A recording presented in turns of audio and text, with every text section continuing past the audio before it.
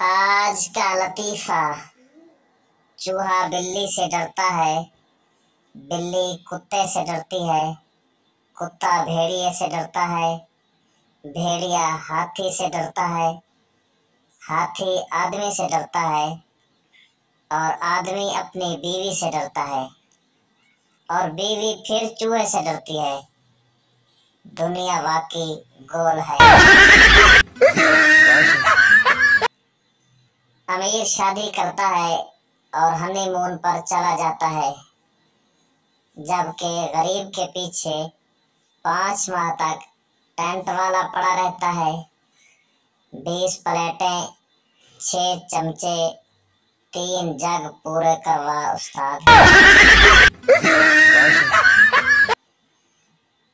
अगर पहली बीवी शक करे तो उसके शक को हकीकत में बदल दो और दूसरी शादी कर लो। फिर दूसरी से पूछो, तेनू भी शक है? शादी क्या होती है ये समझने के लिए एक साइंसदान ने शादी कर ली। अब उसको ये समझ नहीं आ रही कि साइंस क्या होती है।